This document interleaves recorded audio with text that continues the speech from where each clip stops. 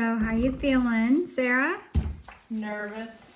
I don't really know what Dave's gonna throw at me. I think I'm the most nervous, honestly, for the technical and for making sure that I time everything just right with the dessert, because I have a tendency to rush things if I don't plan ahead with the dessert. So I'll just hope it goes well.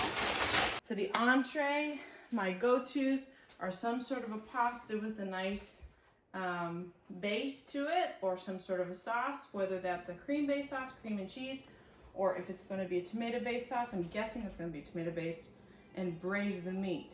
But who knows, based on if the meat is a fish, then we're just going to have to roll with it, because normally you don't do a red sauce with fish. So we'll roll with it then.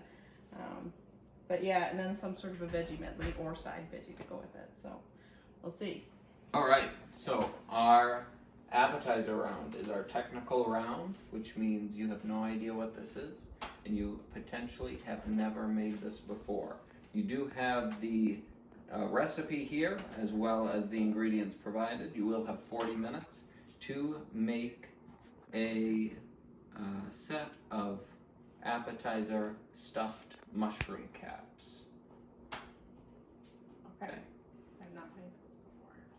Your time starts now.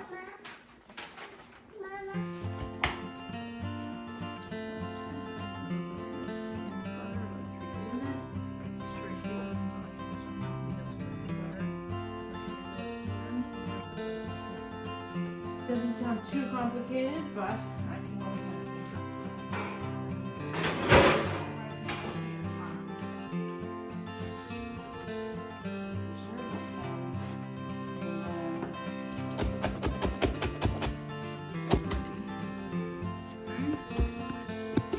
These.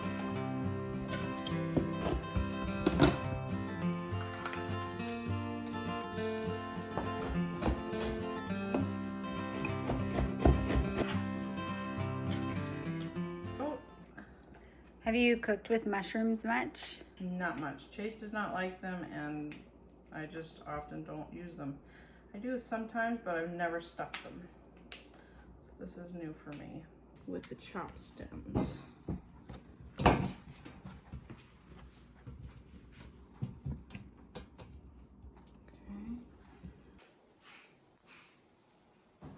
think I have a problem here because I accidentally cooked them in the breadcrumbs before frying them.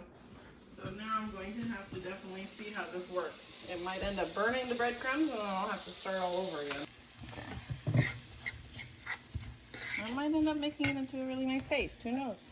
And But I'm afraid that the onions aren't going to get soft enough. At least if I don't cook them long enough. I'm gonna put some salt and pepper in. You know, I think that it says, I'm pretty sure that it says to season them after they're stuffed. Stir in breadcrumbs and season to taste. Oh, so it says to remove them from heat and then stir in the breadcrumbs. So not too far off. It's just that I'm not supposed to cook them all the way. so you just added lemon juice. So yep, I added dry roasted garlic, salt and pepper, and lemon juice. And I also turned the heat off. It looks like it's at a good consistency. Things are starting to get pretty soft. Plus it's going to bake for another 15 minutes, so just taste it to see if it's flavored enough, and if so, I'll go ahead and stuff these bad boys and top them with cheese.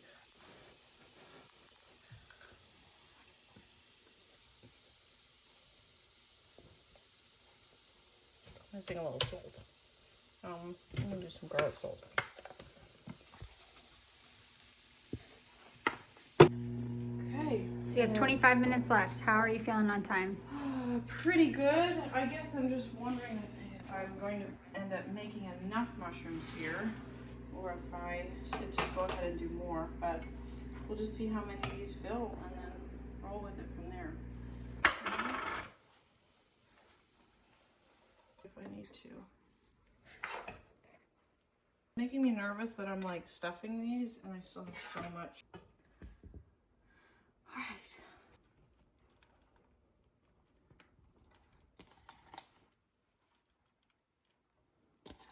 I go. Alright, now we wait. And how much time did I have? 18 minutes. Oh my goodness. Right down to the wire. Why did you choose Italian for your theme? Well, I've cooked a lot of Italian food, and so I think I know sort of the essences of Italian food the best. They're homey flavors that I think a lot of people find appealing. There are a lot of, like, my second favorite would be Asian, but Asian has very exotic flavors, and they've got things like sesame oil and rice wine vinegar, and I'm just not familiar enough with those things. But Italian food, I make it almost every week, so it's something that I'm really familiar with, and tomatoes and making breadsticks and things like that are sort of homey things I'm used to. I think it was really good for me to see like the complexity of the dish, especially considering Dave tomorrow. I think I was gonna go a lot more intense for him, and so now I think it's really cool to sort of see you don't need to go very complex. If you're trying to do a quality job, it'll still fill the time. So how close is your time, Sarah? Pretty close. This is 1 minute and 54 seconds, and that's 1 minute and 45 seconds. So I'm pretty surprised at how quickly the time has flown by, but I think I'm happy with the way they turned out. I think I put on enough cheese and enough toppings, so we'll just sort of roll with it and see how it works. But you know something that I always wondered? Who on earth does all of those dishes on a cooking show? You always watch, and they're like dumping burnt dishes in the sink and stuff, but nobody ever washes them. I was like, if they're getting $10,000 for this, they better be washing their own dishes. They make so many dishes. Actually, I might take them out a little early because they're looking pretty golden, and I don't want them to get burnt. So now I'm just gonna race in the last 30 seconds to get these on this platter.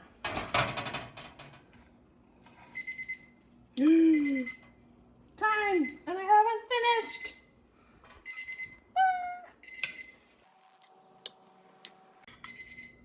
There.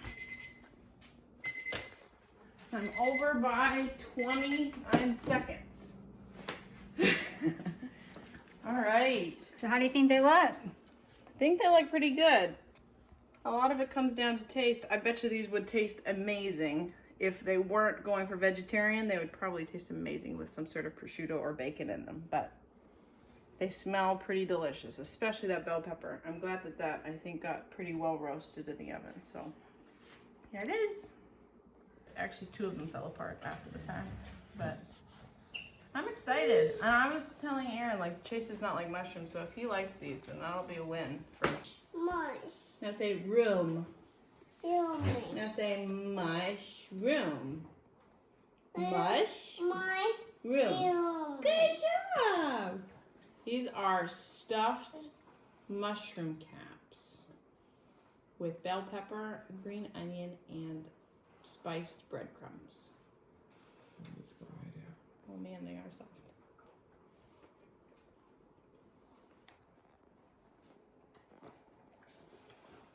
Wow, they taste like pizza. They're so good. They're delicious. Wow, that is really good. I need to talk with the judges. That's right. The mixture of flavors and textures just blends beautifully one after the other. The crunch of the breadcrumbs really complements the texture of the mushrooms. Here we go. Good job. What do you think? Joseph is a real judge here. Yep. Is it yummy? Yeah. There you go. That's an You want A more? in my book. More. All right. There you go. It's mushy, isn't it? Ooh, it's so good. There it is.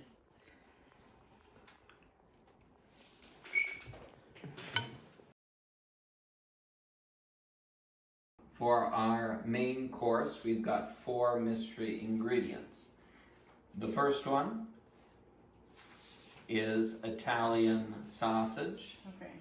Now, the second one is Oh my eggplant. goodness. Oh my goodness. The third is chicory, coffee, and the last is sardines. Lovely. My brain's going in a lot of different directions right now. The sardines and the sausage don't actually concern me that much. That eggplant is staring me down. That makes me really nervous. I've only made that once in my life and it tastes like rubber, so I'm really intimidated by that. Chicory I'm not that worried about either. Chicory I think can turn beautifully into a nice robust sauce, so I don't think that that's going to be as big of a problem. But I say that, we'll see. Sardines, I think that you can turn that into a nice dressing with lemon and peppercorns and make that into a really nice dressing. With the sausage, that'll be nice in the tomato sauce over some pasta, and then that will be sort of like a gastrique. But the eggplant, man, I'm gonna incorporate it into the veggie medley, but Okay. I'm really intimidated by it. So. All right, well, it sounds like you've got a good head start. You've got 75 minutes, and your start time starts now. When I heard you were gonna bring, oh man, okay. So I'm gonna do this.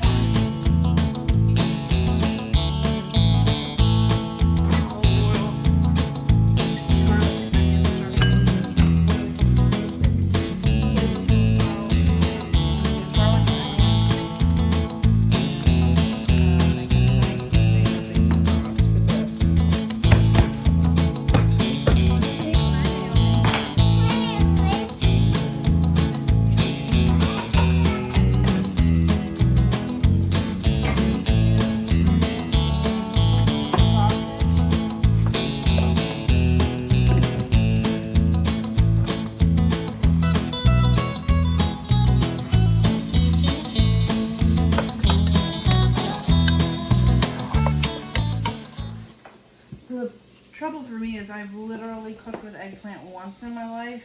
I don't really know its best cooking method. So I know that people will bake it in some sort of a tomato-based sauce, so that's what I'm sort of going off of. Don't know if it's best to cook it for a short period of time or a long period of time. If it makes it rubbery or if it makes it dissolve or if it makes it chewy, I don't really know. All I know is that I should peel it and probably cube it. And I will probably try, I don't know if I should try to maybe keep seeds out. I don't know if that makes much of a difference. Noodles together, make sure that the pasta is really well done. And then garnishes and then figure out that sardine situation. I'm probably gonna test the chicory and the tomato sauce and see if that actually creates a nice flavor profile. I'm going to try to make them into sort of strips and broil them as like chips. It's still preheating. A little bit of roasted garlic, some Thai seasoning.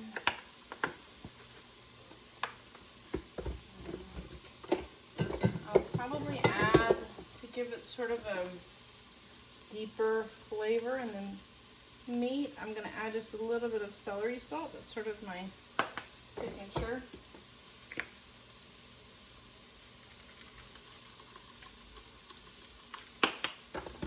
And I'm going to add some lemon juice in again. I normally would like to slice the sausage. It might work, let's see.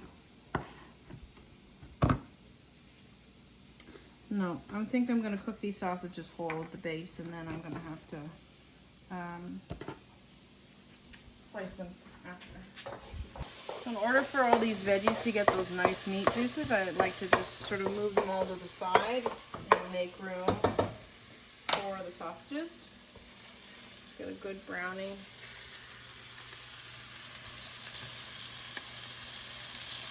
I think I'm actually going to turn that sardine sauce into the coating sauce for the eggplant chips. So a lot more now is riding on those eggplant chips. I'm going to use the nutritional yeast to bring up that nice nutty flavor as well, along with some olive oil, lemon juice, and I feel like they use something else. I'm looking here, they are whole fish. but it's really soft. So I'm just gonna mix this up with various spices.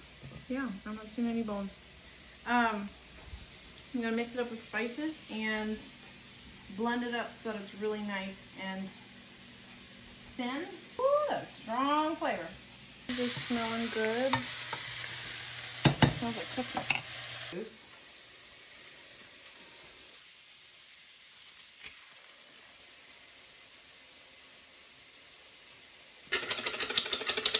I want to turn this into a pate, but that has nothing to do with the pasta.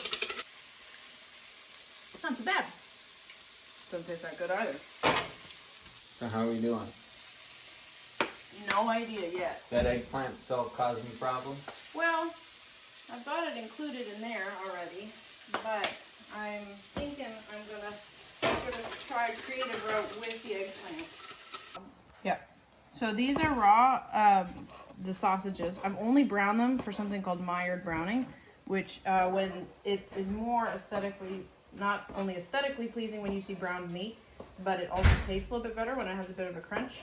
So I browned them simply for that, as well as it is now sticking together when I slice it. But they're raw because I want the tomato sauce to do a work in the acidity breaking down the meat. So the acidity of the tomatoes will actually help to make the sausage stay soft instead of making them into some sort of a chewier consistency as we normally think of Italian sausage. Meanwhile, in the oven, I have a rather odd eggplant concoction, which are fries that have a seasoned paste on them made of sardines, lemon juice, olive oil, and various spices. So we will just sort of see how those turn out. Time is Some of them over 30 minutes. 51 minutes. Italian food is often well paired with adding, that's gonna be nice, some wine. So I'm actually gonna add some red wine to this. All of the alcohol will cook away, but it takes about 25 minutes for the alcohol to actually fully cook away. It'll just give an added richness and make that what normally tastes like a brat, an Italian sauce, and that you could just cook like a hot dog into tasting almost like a much fancier sausage. So that's in there. I'm going to start adding in some tomato paste, some diced tomatoes, which are very sweet compared to raw ones. They are definitely smelling fishy. Something is fishy. I'm going to add this tomato sauce in. Right. Since these sausages are not a high fat meat and it's already quite reduced, even with the wine in there, I think I am going to add some chicken stock instead of the diced tomatoes, because we already have quite a bit of texture through the sausage that's already in there. So I'm going to add some chicken stock to sort of thin it out, because it's going to reduce a bit over time anyway, considering I'm going to keep it uncovered and let it just do its thing. Those fishy fries. Good. That's good. Just need some spicing and we will be good to go. On this guy at least. So in essence, this guy is just going to hang out here and cook down and create a nice overall, a nice aroma. Generally my rule of thumb is once you start seeing it spitting like that, it's already reduced enough, so I'm going to actually add some more chicken stock just because I see here that it's quite thick. And I still haven't added the chicory, so I don't know how that's going to affect the sauce as well. Oh, and taste test one of them even though they're not done. Just planning on using these as sort of a garnish if they get crispy enough. I just don't know if they will. They're not bad. They're not bad. They're a little spicy. Once you have your ribbons, you can put them in your mortar and pestle along with some of your thyme, making sure you don't get the stick. And it doesn't take very much to make a very aromatic sauce, so I still want that sausage to be really well flavored. If you wanted to make fresh spices into dried spices, you can easily do that in a dehydrator or a microwave. Microwave will actually very quickly dry them out. But it does have a tendency, if you don't do it slowly enough, to burn your spices. Like very aromatic paste. This is dark paste right here. But that will pack a punch of flavor right there.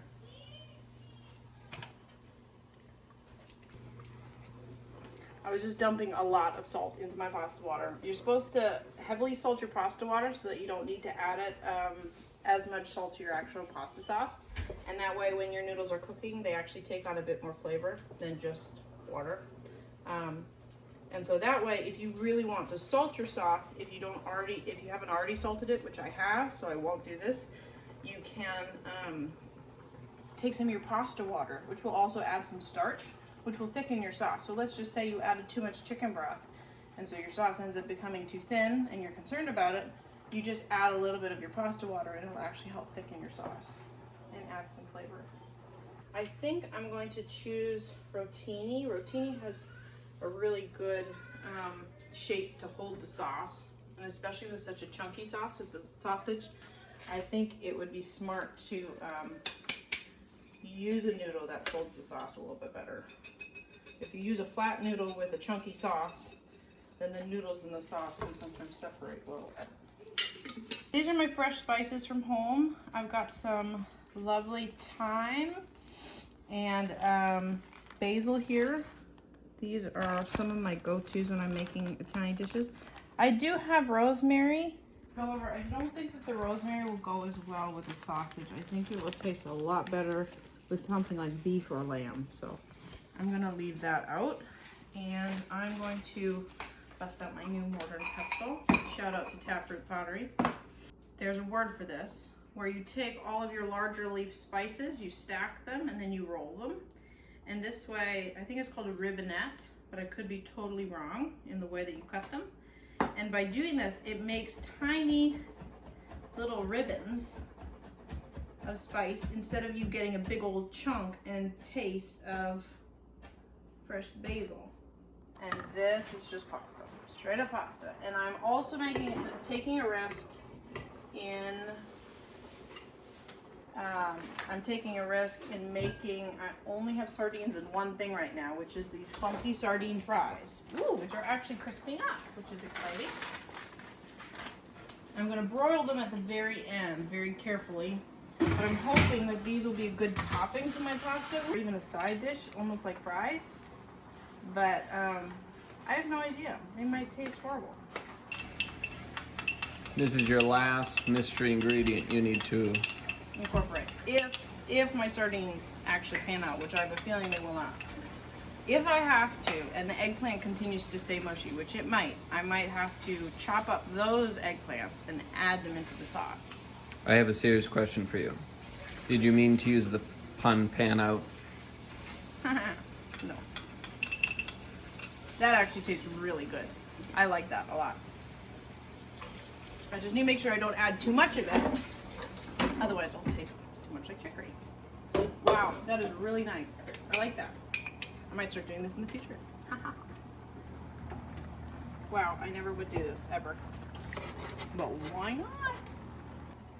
So with just over 30 minutes left, what do you think is going to be your biggest challenge?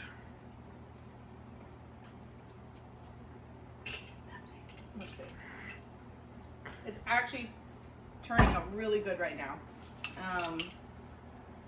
The wine has already reduced off of the sauce, so I can't really taste that. The sauce is a great thickness. I don't know if I've made enough sauce. I might need to add more stuff to the sauce to expand it a bit. How much of your sausage did you use? I used a whole package. So I could do more sausage if I have to.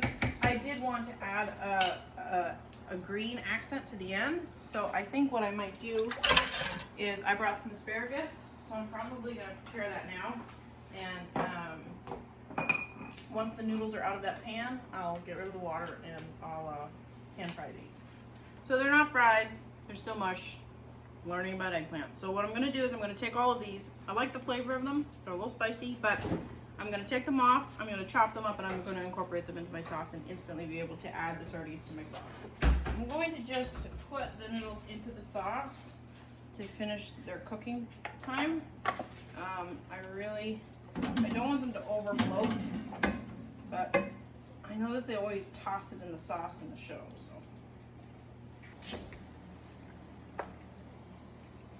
Smelling good. Yeah, those fries, they're not potatoes.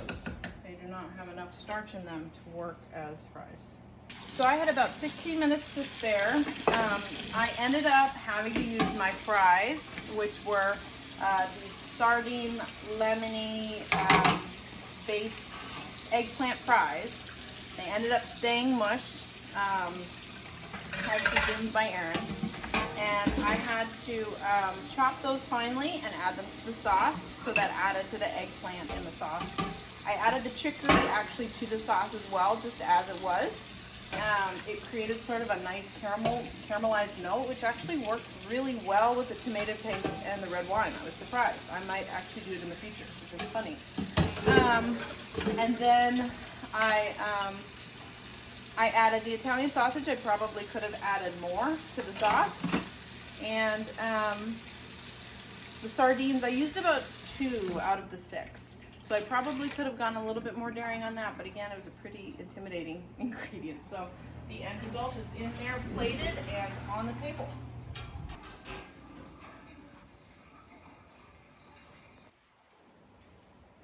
Our Father in heaven, we thank you for this food you've given to us. Lord, we thank you for Sarah and the gift that you've given to her for preparing meals. We pray that it would be to your glory. We thank you for our children, and we ask you to bless all of us in Jesus' name. Amen. Amen. Get your part. Yeah, good job. Yummy. Joseph, I think you gotta learn the whole knee thing. Sophia's got going on. Sophia, what you think?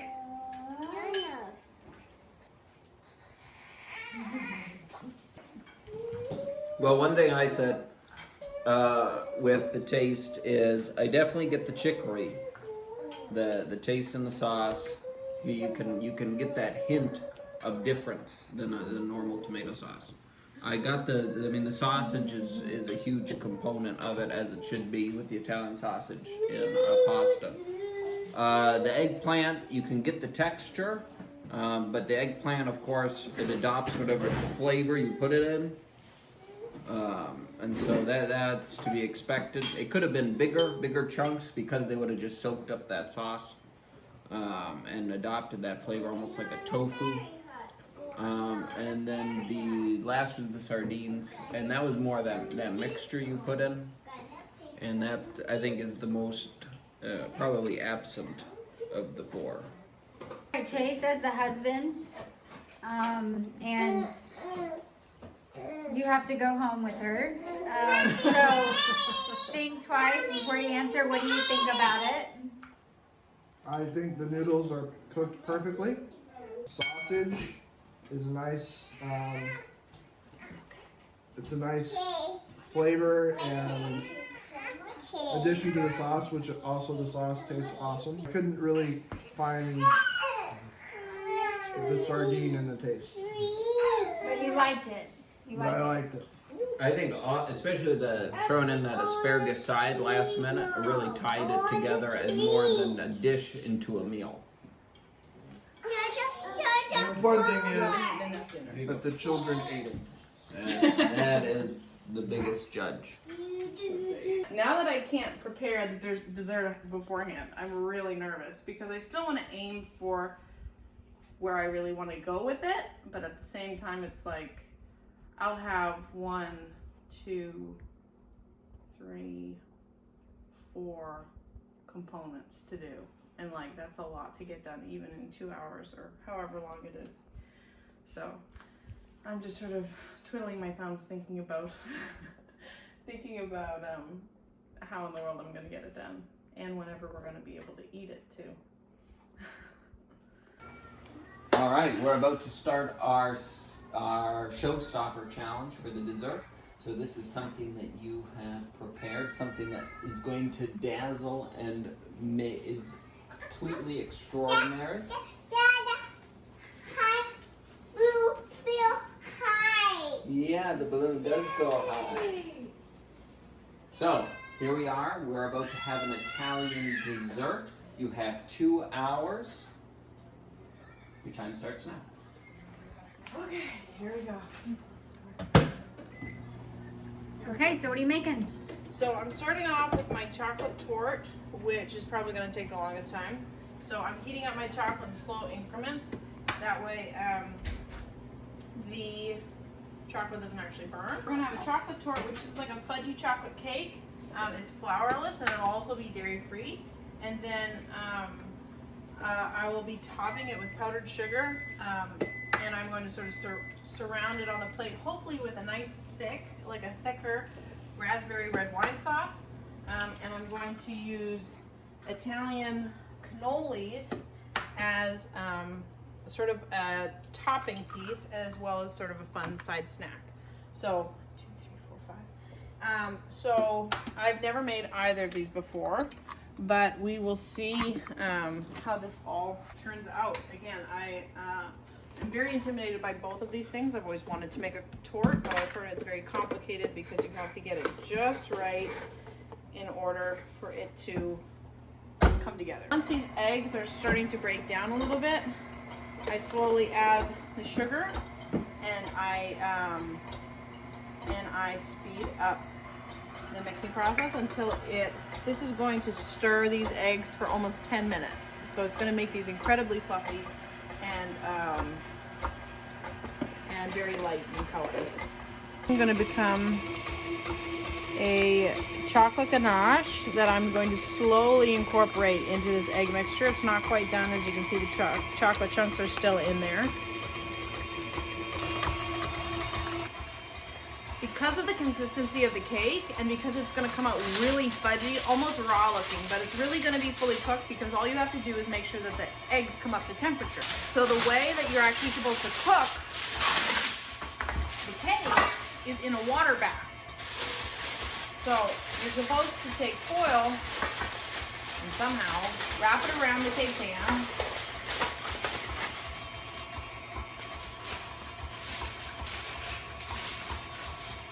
And I'm going to fill this with water about 1.5 inches high. You actually come over here, these have almost doubled in size already. So I think she said put 1 inch of water in so that it stands about 1.5 inches high when you actually put the cake down in it. This is weird, but I'm trusting them. This is weird, but I'm following the directions. All right, so I leave that there. My chocolate should be done now. And then once my eggs get up to the proper fluffiness, I'll turn it back down, add about half the chocolate so that it doesn't weigh down those beautiful fluffy eggs. And then I will, so good. And then add the rest of it, and that will be a nice fluffy, flourless cake dough. So nice! Now I just need to add the chocolate to that. But in the meantime, I really want to start on my cannoli dough because it does need a rest in the fridge. Pour in about half. This is a totally different experience for me. Personally, I've never seen this done before.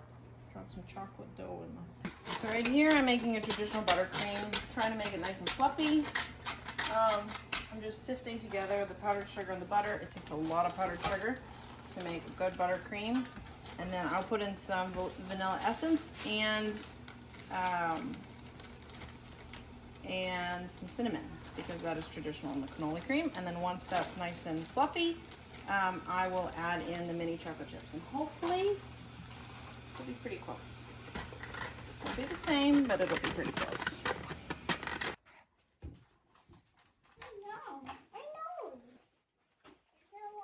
Look at these dads. Dads of the year right here. Oh no, it's done. It looks so puddingy. But she said it would be puddingy. I'm happily surprised by my buttercream. Definitely tastes different with the dairy-free butter. But it's not bad. I haven't put the vanilla in yet or the cinnamon. So, definitely different. I'm also going to put in some more powdered sugar to sort of thicken it up a little bit.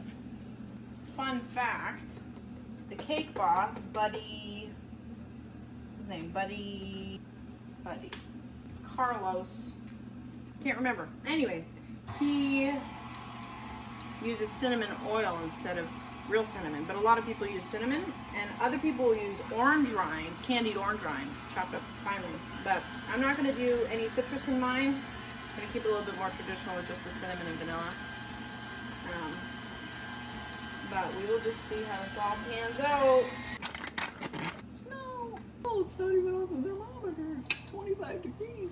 So, coming back to this puddingy cake, I don't think it's done. It's so soft. Like the air pockets come in about this far, and I think the air pockets need to come in all the way, like a pancake. So I'm gonna put it back in. I'm just gonna risk it being overdone for the sake of it being cooked. I haven't made a torte in my life, and I haven't made cannolis ever either. So I'm very excited, but at the same time, I have no idea what I'm doing. So this raspberry sauce is getting a little thicker now. As you can see, it's reduced about half. I still want it to reduce even more than this so that it's a nice thicker consistency, because it's still not quite there. Well, I forgot to put my oil on. So now I'm waiting to put my oil on. But I am gonna prep my egg wash and my cannoli circles, so that way when it's time to fry, I'll be ready to go. So now, we officially have our dairy-free cannoli cream. Now, cool thing, from all the recipes I looked at, you see how this is almost like, it's less like Cool Whippy and almost more like, I don't know how to describe it, cream cheesy or something. That sort of tackiness is exactly what it was. So I don't think even with the coconut cream I would have gotten that. I think I would have gotten more of a whipped cream. So this ends up working out perfectly. So I'm really excited about this. I think I'm gonna probably strain this now. And then I just need a little flour. I'm gonna roll this out with my handy dandy rolling pin, which is somewhere.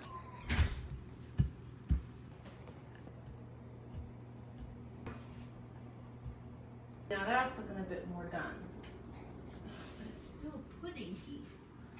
She said the center will still jiggle. It feels like everything is jiggling. I'm gonna keep it in there. Beautiful. I like my raspberry sauce. I'm gonna taste it, make sure it's sweet enough, and then I will push it through a sieve to get all those seeds out, or as many as I can. So I heard when you think it's thin enough for cannoli pastry, roll it about 10 to 20 more times. It's got to be about an 1/8 to 1/16 of an inch thick, so pretty thin. And I don't want to overwork it because then it'll get really stringy. That's hot. Ooh, delicious. Very good. Very nice. It's actually sweeter than I thought. So the way that these guys work, theoretically, I'm going to use my pastry cutter because I don't have a cannoli mold.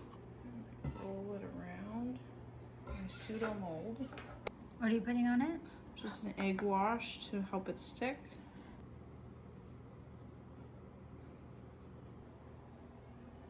I just realized that after you fry them, you have to be able to slide the cannoli off of the mold. Cannot slide.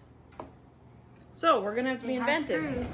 It has screws, and we're going to try to take it apart. This pastry cutter, which has lasted all these years. She said that's a good thing. So now I just wait and watch. I'm gonna prep my next cannoli, and I think that the cake is done. I'm just going to say it's done. It like barely looks any different. Golden. I'm excited. Maybe this is gonna work.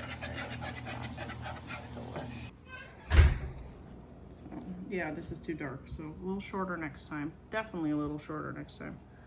It's nice and light in the center though. Yes, they're definitely overdone. This one is definitely overdone, but not by much. So, it's not as airy as I would have wanted, but we're gonna just work with it. So, it says that you're supposed to let the cake cool completely in the pan. I'm just wondering any way that I can sort of speed up that process. Don't smush. No, it's not gonna smush. Good. This is called a cannoli donut. Oh, that's fun. Hey, I made a beignet.